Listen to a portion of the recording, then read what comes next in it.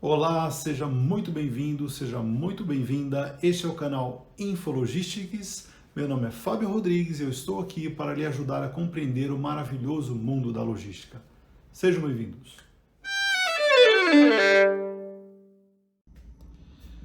Olá, amigos logísticos, sejam bem-vindos mais uma vez. No vídeo de hoje eu quero explicar para vocês um pouco sobre os modais de transporte. Vocês devem se lembrar que no último vídeo a gente falou um pouco sobre os elementos da logística, quem são os principais atores. Vamos começar de forma básica, mais uma vez para não complicar muito e depois a gente vai aprofundando melhor. Quais são os principais modais de transporte que existem? Transporte aéreo, transporte marítimo, transporte rodoviário, o transporte lacustre, transporte fluvial e o transporte dutoviário.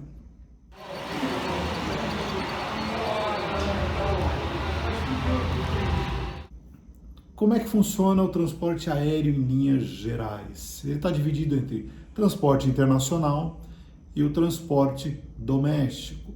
Internacional, naturalmente vocês devem ter bastante conhecimento, especialmente por causa das companhias aéreas, é aquele que leva cargas ou passageiros. Aqui nosso canal é sobre logísticas de cargas e não de passageiros, mas enfim, a aeronave normalmente é a mesma, que carrega carga e passageiro. Temos também os cargueiros, vamos falar um vídeo aí especificamente só dos tipos de aeronave, mas em linhas gerais a carga ela vai no mesmo avião de passageiros, né? Existe o compartimento de carga, o das bagagens e o dos passageiros. É assim que é feito normalmente. E você tem aí o transporte doméstico, que se dá na mesma situação, mas é um transporte que está circunscrito ao ambiente nacional, né? No transporte marítimo, nós temos a mesma situação. Existe o transporte marítimo internacional e o transporte doméstico. No caso do marítimo, o doméstico é chamado de cabotagem, né? Cabotagem é o quê? É a transposição das águas do mar, ou seja, marítimo, mas dentro de uma mesma nação. Então, o navio que sai de Manaus vai até o Rio Grande, ele está fazendo uma operação de cabotagem, uma operação doméstica.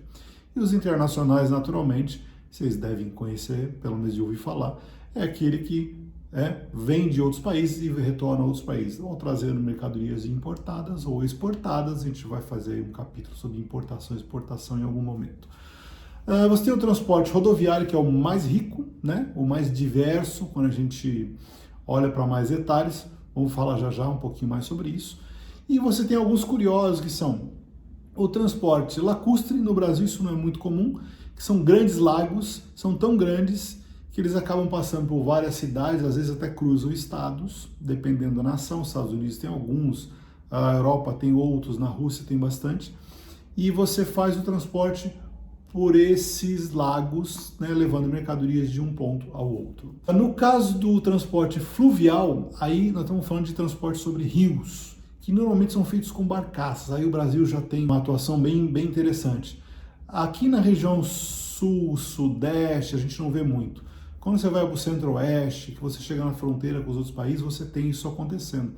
Tanto no transporte internacional quanto no doméstico.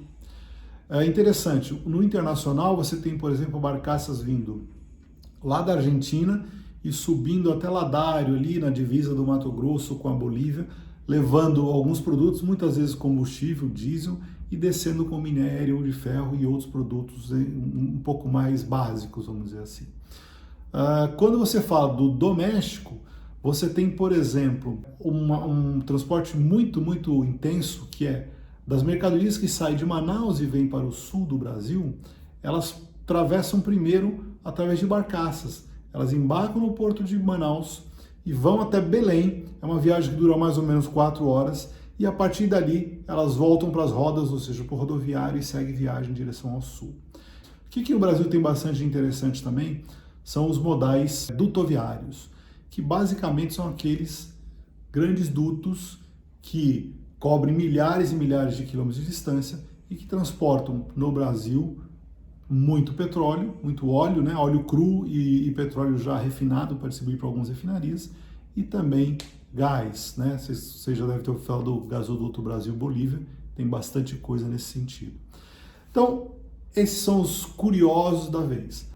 eu vou deixar um vídeo específico para o transporte rodoviário para a gente explorar um pouco mais quais são esses modais e como é que eles funcionam. Gostou? Se gostou, dá um ok. Se não gostou, não dá ok. Comente porque gostou, comente porque não gostou. Um grande abraço e até o próximo.